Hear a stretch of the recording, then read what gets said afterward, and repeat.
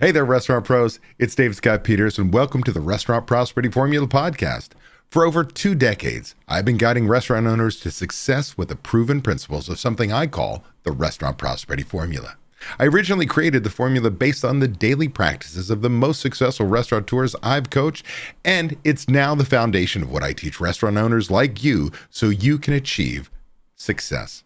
What do I mean by success? Success is a restaurant owner who dictates the terms of their life and their bank account instead of their restaurants dictating those things for them.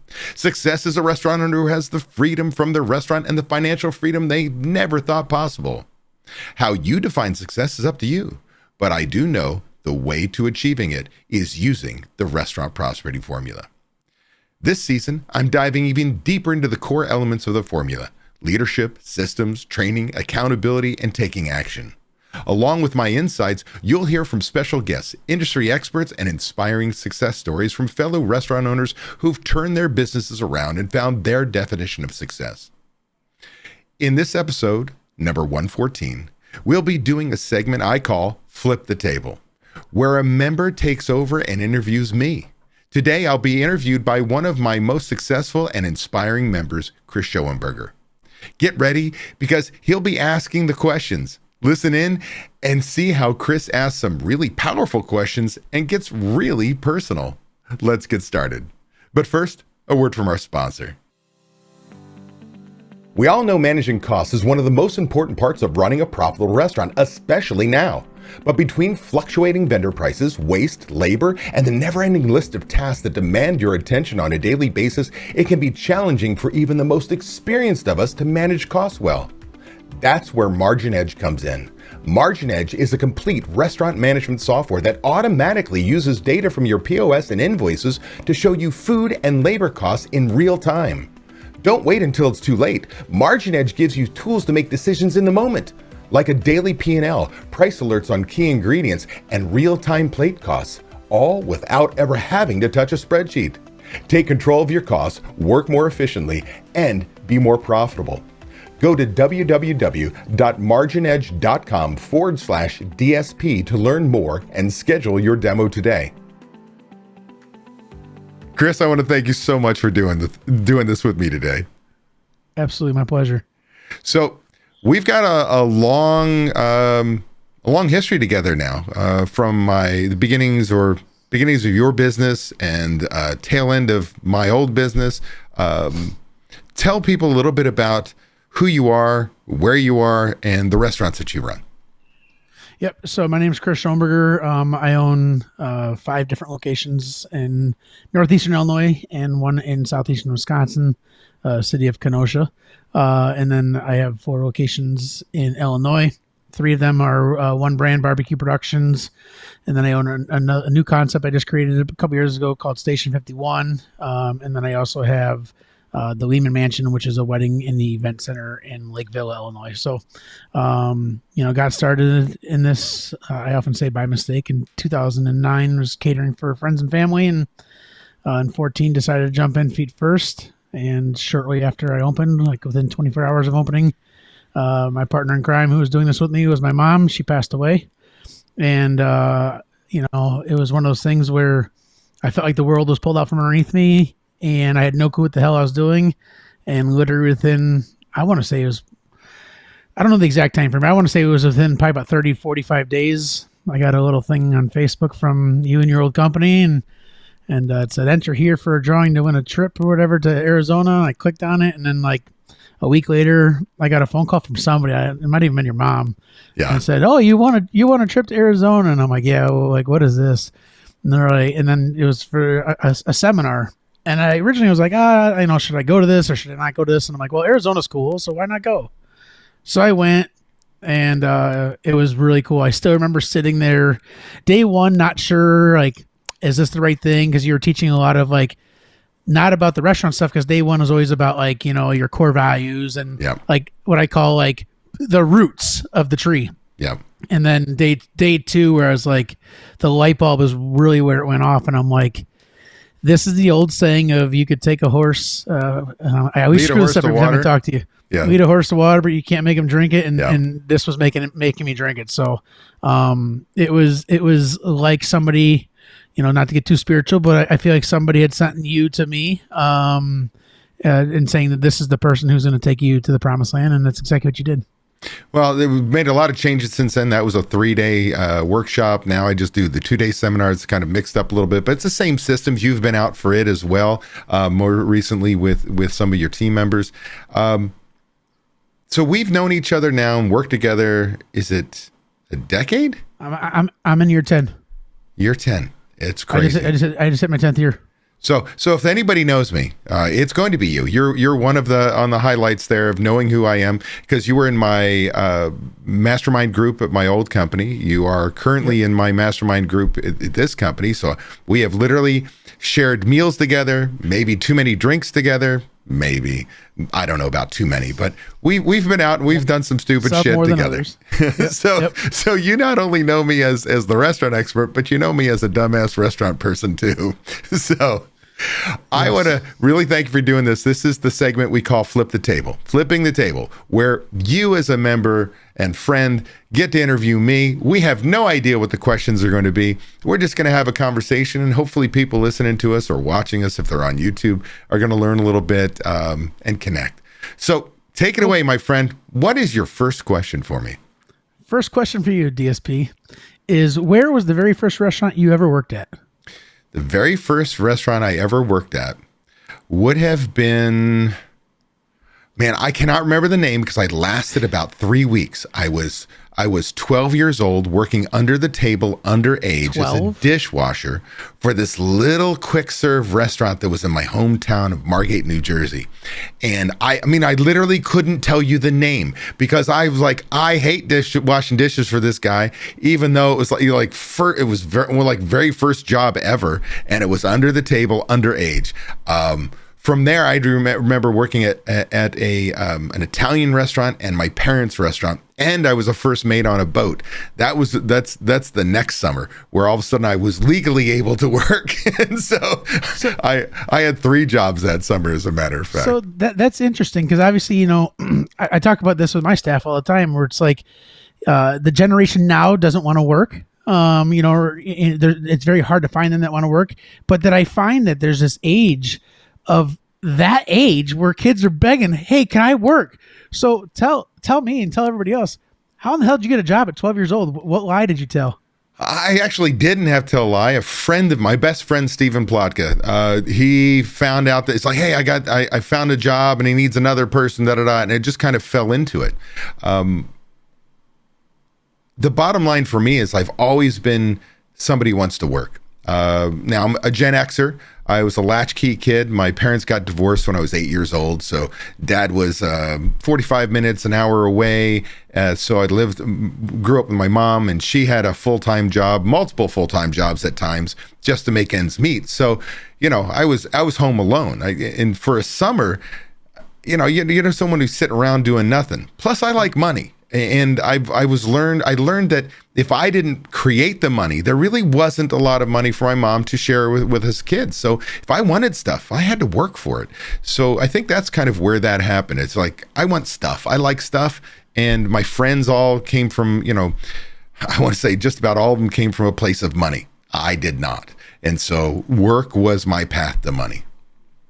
Very interesting, because we've never ever really shared that story, and that is exactly kind of the same thing. My mom had multiple jobs growing up. She worked overnight delivering newspapers. She'd come home at 6 o'clock. She'd get some sleep, then she'd go work. She worked at Fannie Mae, the candy store. Yeah.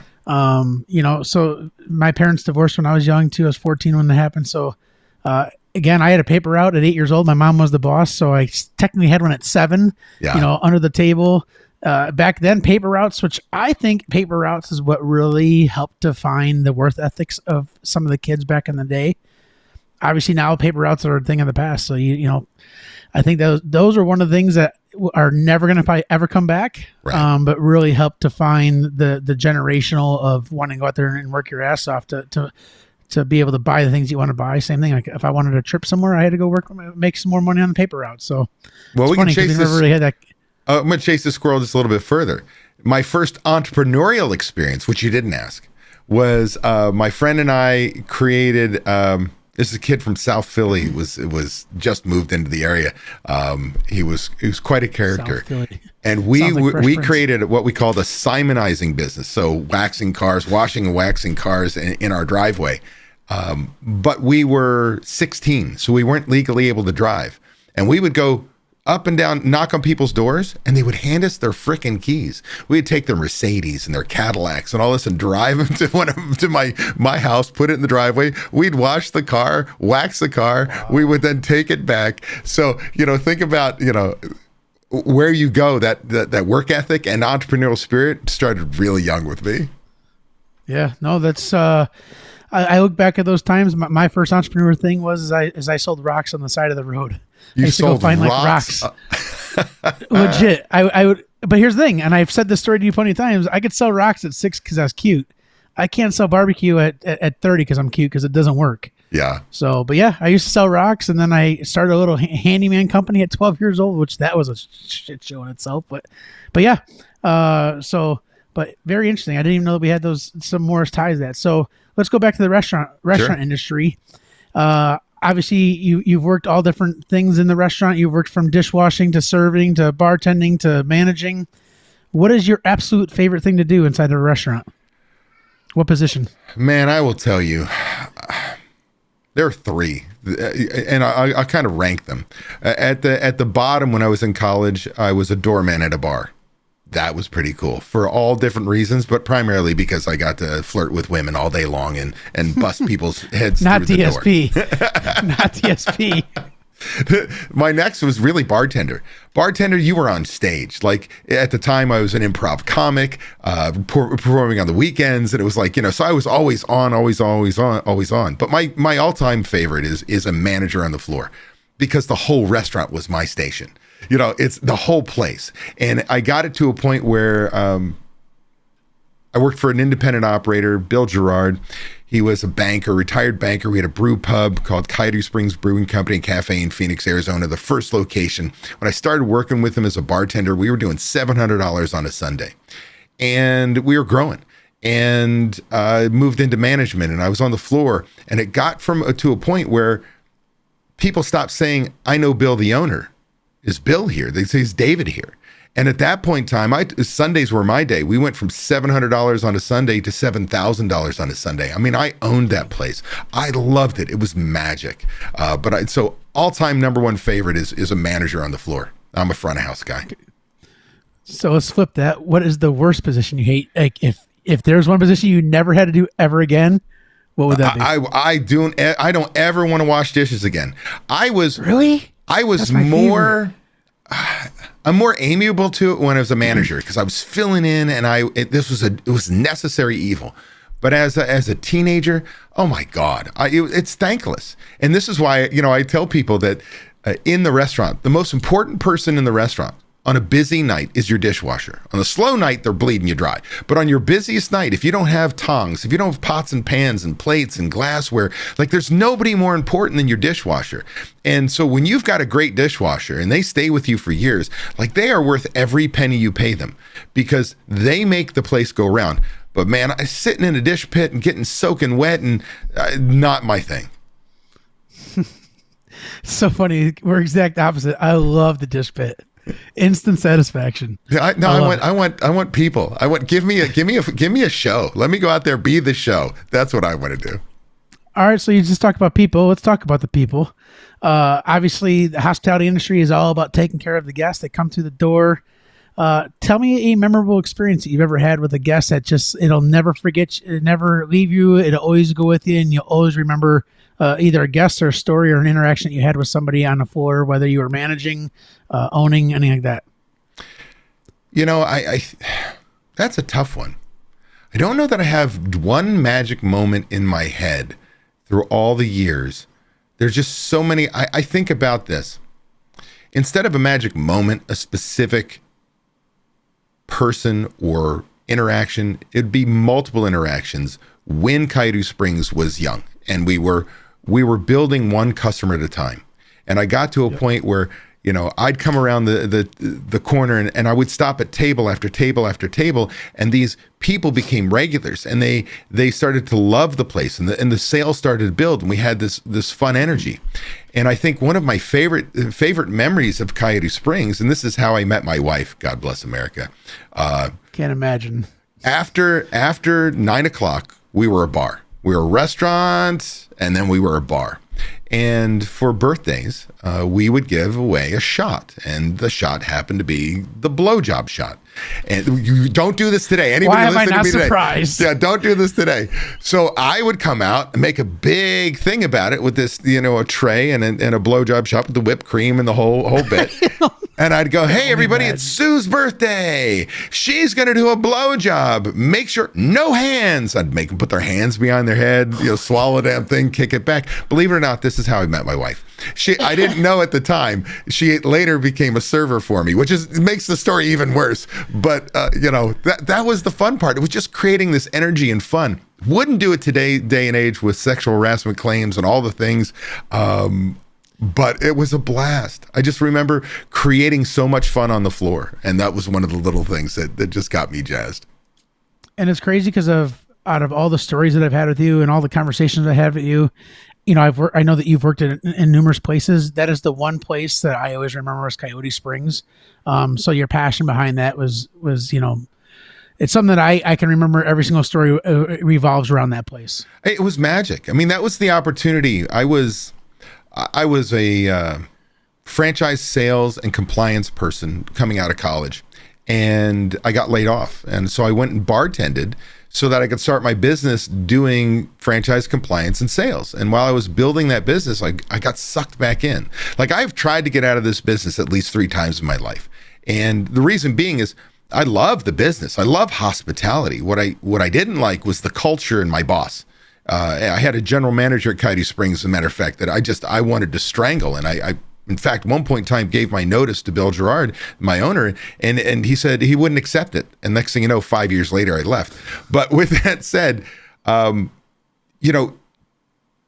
you're in hospitality, it is magic. There's just, to create memories for people, to create that experience that they'll remember forever, even if it's just the memory is you took care of them in a downtime or an uptime.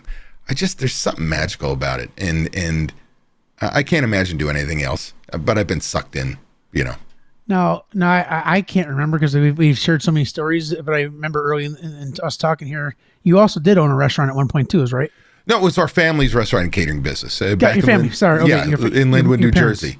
It was called Friar Tuck's Tavern. So it'd be custom burgers and French onion soup and some really neat things. It was like a monastery inside. It was really kind of Disney before Disney was a big deal. It was fun. But I can tell you, worked my ass off. I don't have a lot of warm memories because my mom would ride my sister and I twice as hard as anybody else. Like, I can remember getting stiffed by one of the servers. I was a busser at the time. I'm like, I didn't get my tips. And she's like, basically, suck it up, Buttercup. And you don't want to hear that. Go get my money. No, tough shit, But again, the one thing I do notice about I don't mean to cut you off here, but I want to say something that everyone's who's listening here, because it's something that I just noticed. And if you watch this on the replay, you'll notice it. But the way that you just lit up talking about your family's restaurant was really cool. So, and I think that's what goes into this industry is, like you said, like the hospitality industry is fun and stuff like that. But when you can talk about something and you light up like a Christmas tree, that's memorable, obviously, and it's going to take with you the rest of your life. So obviously, that was fun for you. Yeah. It's identity too. I mean, it's pretty cool to go, that restaurant, that's my family's restaurant. My mom, my stepfather worked their ass off in there. My sister works there. I work there. Provides for our family. The community loved it. People go, oh, I love that place. It's just when you become a fabric of the community, and it's pretty damn cool. So I get why a lot of the members I work with, like you, are like, hey, this is my baby. And when people screw things up, you take it so personally because it is an extension of you. And that's why we have to work so hard at making these places run so well. I often say you never get a day off because you just can't disconnect from it. Yeah, it's you. So So let's transition a little bit. We talked about your background. We talked about restaurants and working in them and favorite positions, stuff like that. How do you transition from that to the expert? How did you go from in the industry to being the math equation of the industry? Well, I'll tell you, the short answer is it started at Coyote Springs as I moved into an operations manager, and I was separated from 2 schedules for 2 weeks to write a budget, and 3 years later I left that position. And I learned the importance of cash flow and budgets and systems, and we put all these things together to make the restaurant run better. We learned about leadership, we learned about all these things. Well, I went to Famous Sam's, a 30-unit restaurant sports bar chain, as the director of operations, and we were franchising, and the guys who bought the company wanted to take it public. We were opening 8 stores. I created all the training, redid it. I brought in my own team, and it was gangbusters, and it was work your ass off. And the next thing you know, I am trying to decide as everybody's leaving the ship because they're bankrupting the damn company. I left taught at Scottsdale Culinary Institute, was consulting, and the minority shareholders became the majority shareholders. And a year later, come back. And I'm like, no. And it was about a month before Tyler, my first kid, was born. I said, okay. And I walked into a disaster. The company should have been bankrupt. But I was told, I need you to turn this company around and sell it in 5 years. And I always tell people in speeches, I missed that goal by 3 months.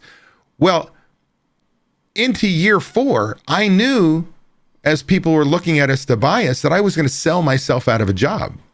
And my mother actually, long story, my mother goes to a seminar, what's called a previewed seminar, for $100. She goes to this seminar. The whole goal of that seminar is to sell her into a 4-day seminar. That is $20,000. $100 to sell you into this $20,000 seminar. I think it was $4,000 up front, and then you were going to pay in profits. Well, my mom goes to this thing. And a little background, my father was an NLP speaker, neuro-linguistics programming or processing of the programming. It's about like Tony Robbins stuff. And he was a motivational speaker. So I was a speech comm major in college. I graduated with a speech comm degree. So my mom goes to this thing and says, I signed up for this seminar. I'm allowed to bring somebody with me for free. Basically, before you lose your shit, here's the process. I'm like, what? What did you do? What? I'm protecting my mom. I'm like, this better not suck. And I literally start thinking about it. I'm at another trade show. It's at the Restaurant Leadership Conference, watch speakers. I go, man, I could see myself doing this. I was an improv comic. I was a speech comm major. I love attention. I was a great manager. Like, I want to do this. And so we go to the seminar. We're sitting in I think it was front row, maybe second row. And my mom sitting there, and I'm still pissy. I'm pissy. You spent how much money for? What the hell are you thinking? I got to protect my mom. And I go, is there a manual? She goes, I don't know. I don't think so. I said, there better be a manual. Like, for this much money, I'm like getting real defensive for my mom. By the end of day 1 of a 4-day workshop, I am lit up like a Christmas tree. I know exactly what I would do. My mind is moving a million miles an hour on this new business of taking all the systems and tools that I've learned and take what basically then I say, take the franchise systems and tools, teach them to independent restaurants that they can make more money. And all of a sudden, that's how it started. So I was able, in fact, I lied to you, it was 2 years before I left, because the last year I was there, that's when I started the business. And I had already done my first 4-day workshop, and I think we only had 16 people in the room. But that's what, going from scratch back then for the internet was huge. That's what I put in a room. I started with a $97 product, and here we are today, 21 years later. And I think it's crazy because, I look back at the time where I went to the first my first seminar with you, and even to this day, like, one of the things that I find and struggle is the eye-opening experience of going to that. And obviously as the guy who's teaching it, you're going to get people, and I see them all the time. You deal with them pretty well, but there's people who have that same eye-opening experience, but then you have some people who are just doubters. Throughout this journey of transitioning from where you were to becoming the true expert, and I say this to everybody, like, you have your shit together, and I often question, like, does he not know anything? Because you know so much. Is that detail of convincing someone to come and listen and try and experience what you can bring to them, versus the people who are going there because they're dragged to by their boss or something like that.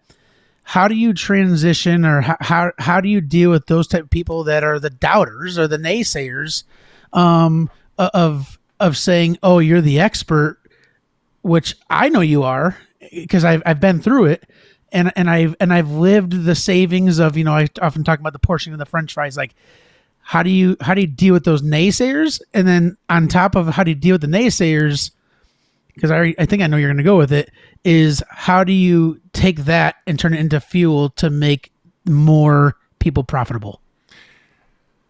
So it's kind of a double-edged sword. There are some people we can help, some we can't. So number one, if you are traveling, we have people coming internationally. We had somebody from Guatemala this time. We have people from Canada this last one, but we've had them all over the world.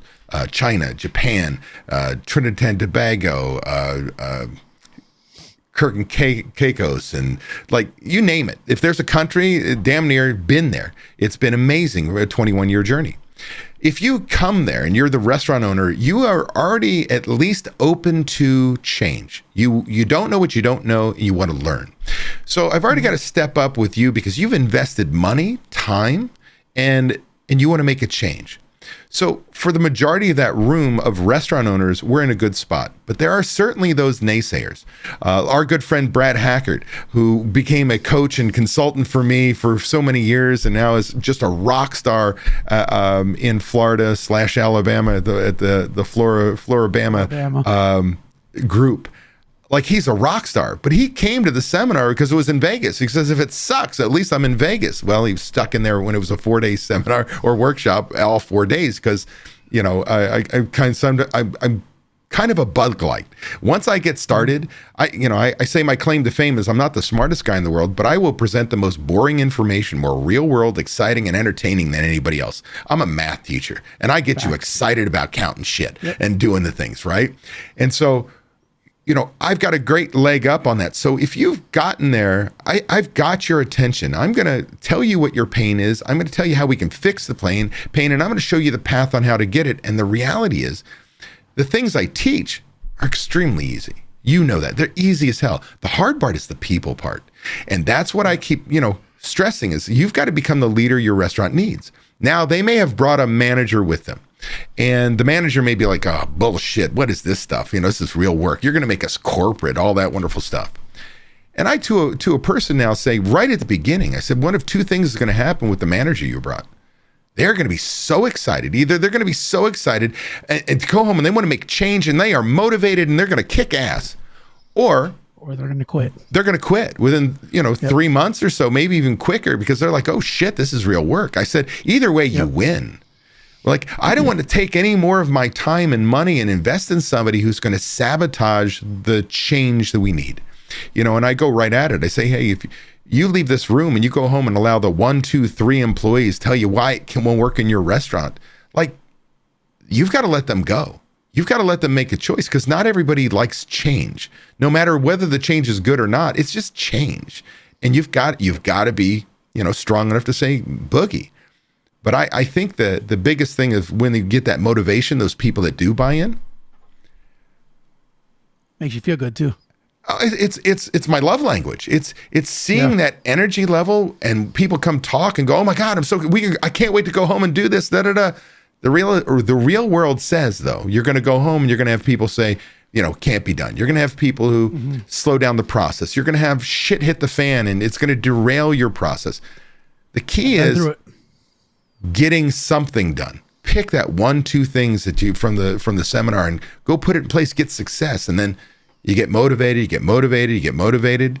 Or you go the complete opposite route in the sense of you join the group coaching program and you go, I need help. I need someone over my shoulder telling me, get this shit done, hold me accountable, teach me what I need, answer my questions, a group of other restaurant owners, and be a community that I'm not alone. And that's kind of it. I'm either going to go home, do it on my own and battle and hopefully get 1 or 2 things done, or I'm going to become a part of the coaching program and really change my life a lot faster. But of course you have to invest in it. And that's the trade-off. I think that's the hard part too, is like, even the people like I talk to, and it's like, they're struggling and then making that decision that they want to get help or something like that. But the thing that I think is unique is the group.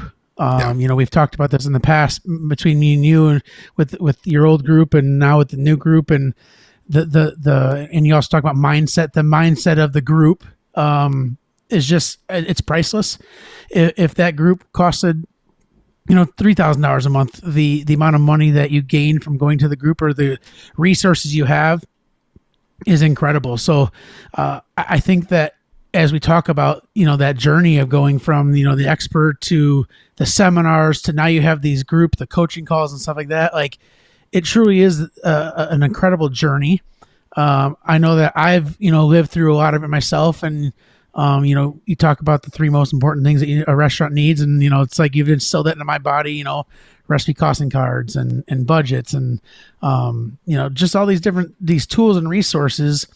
And as you go through this, you develop relationships, and you develop friends and memories, and now you're back into Las Vegas for your new group, which going there, I think, is I often tell people that it gives me an excuse to go to Vegas 3 times a year. So it's a lot of fun. So tell me, we've been through this transition of going from old company to new company. I saw you kind of go through that too, and what it did to you as a person. And I think for the people that are listening, even for me, like, it's an emotional time. It was very emotional for me. I can only imagine for you, and I can feel my eyes getting heavy right now because, like, we've been through a lot together. It's been tough for me. I love you like a brother. You've been through some shit, dude. Yeah.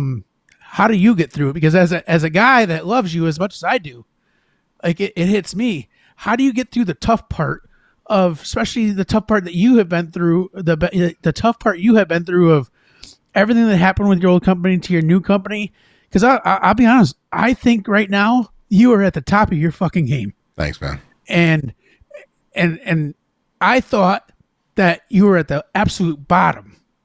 So, and I know as a restaurant owner, I'm going through that right now. Yeah. Where I feel like how do you, as DSP, the guy who's going through this journey, how did you get through all that? And what advice can you give somebody like myself of how to fight to get to the other side? Because there's something better coming. Yeah, I think so. A little background without giving out too much, because I don't want to talk badly about anybody. Yeah. I just tell you that my old company, getting into software and being a software developer was a new thing. I was the restaurant expert. I wasn't the software expert. And so it cost a lot of money. We bootstrapped everything. Our funds were not borrowing money necessarily. It was sell more, do more consulting, do whatever it takes to develop the software. And I'm extremely proud of what we had created at the time. And as you know, all of my coaches and everybody came in the beginning from membership. They were owners who made changes in their business. And it finally got down to a point in time where we had an office, and one of my members, who became basically a mentor and then a coach and then a consultant and then was my right-hand person, I had given some membership, and he had a path to purchase ownership, and he was able to purchase some ownership. And we got to a point where we were having a financial struggle. And for about a year, I didn't pay myself. Like any entrepreneur, you think the next month is it, the next year is it? Like, if I just invest a little bit more, so I can't be any more committed than any other independent restaurant owner who goes, this is my life, this is what I'm doing, I'm going to do whatever it takes. And we're going to make some tough decisions. And that's when my business partner, who was a member, eventually became a business partner, approached me and said, would you think about selling? And I really didn't want to. That's not what I want to do. I had a goal. I think I wanted to make it a $20 million company and sell it. And, all the ideas of grandeur with software. And I made a decision that it was probably a good opportunity for me and my family. But the truth of the matter is, as soon as the business was gone, unfortunately, our relationship did not stay strong. And that made me sad, because he was like a brother to me. And then I lost my identity. I didn't know excuse my French, but I didn't know who the fuck I was anymore. I was the restaurant expert. It was the restaurantexpert.com. That was who I am. I was on the road 4 times a month speaking at shows, or doing my own seminars, or consulting, or, having meetings, or I was always on the road being the guy, and it was gone. And I had to build from scratch. And I was down. I mean, I was pretty close to, what you might call clinically depressed. I don't know if I was quite there, but I was there. And I'll tell you, one of the things that picked me up was the energy of starting something. It's scary, even though I'd done it once before.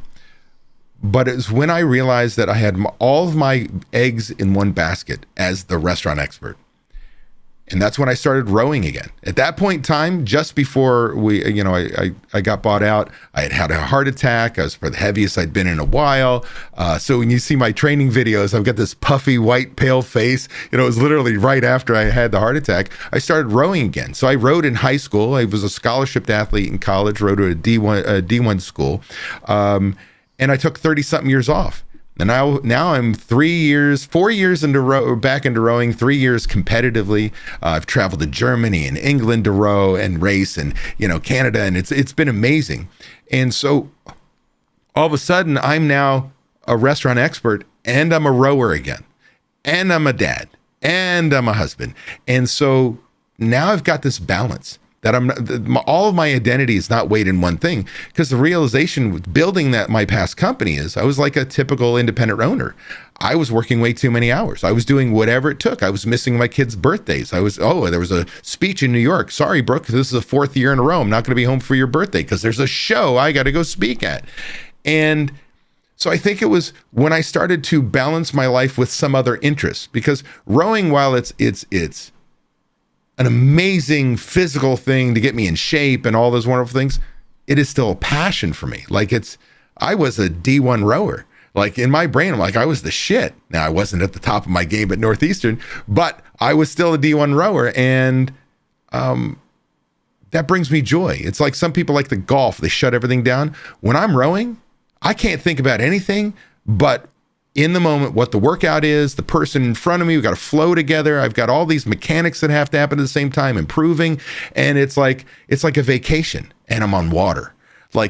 That's my love place, is to be on water. So I grew up in Margate, New Jersey, which is Atlantic City. It's a 7-mile island, and there's Atlantic City, Ventnor, Margate, Longport. And my hometown was a mile long, a mile and a half deep at its widest point on the island. We had 10,000 summer or winter residents, 40,000 summer residents.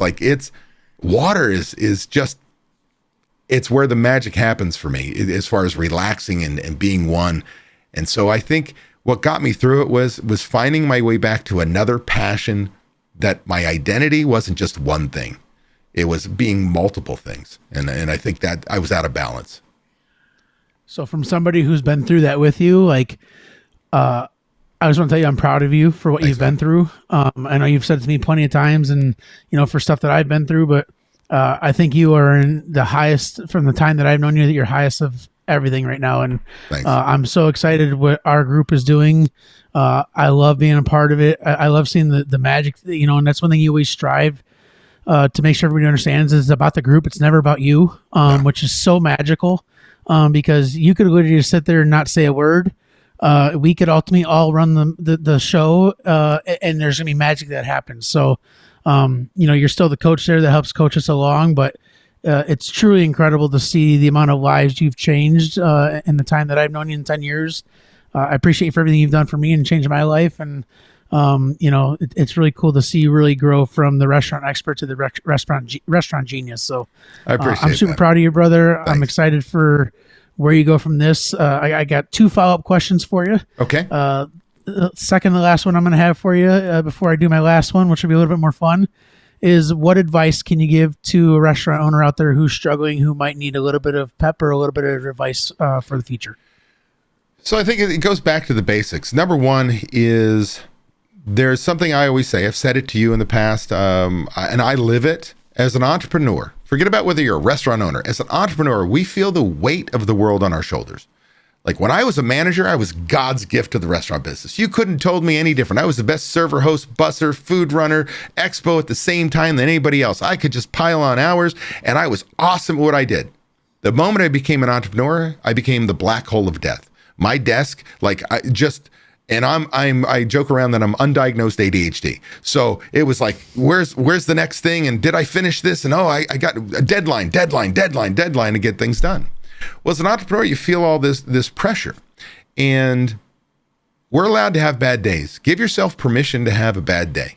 You can cry, you can have a pity party, you can drink yourself to sleep, or smoke your joint, whatever, debauchery, eat, whatever it is. My comfort is comfort food. I'll just eat way too much and just and then regret it. It doesn't matter.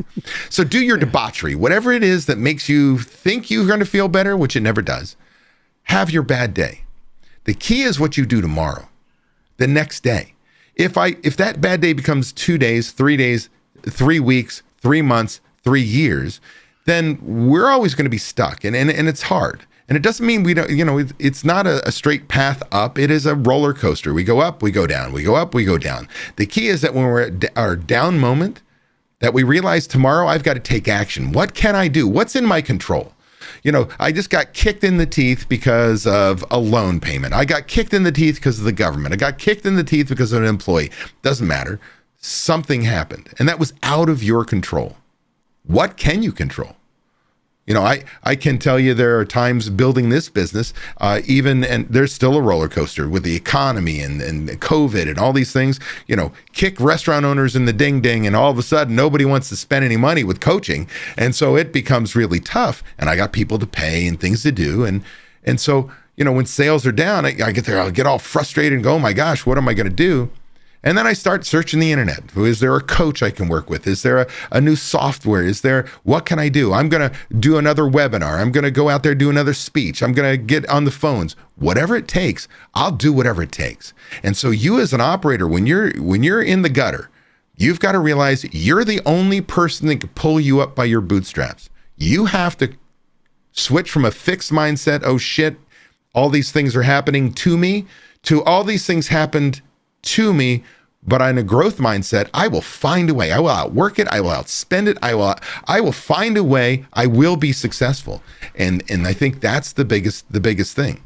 If you're gonna try and make that change, and then the next thing is what I preach. You have got to become the leader your restaurant needs.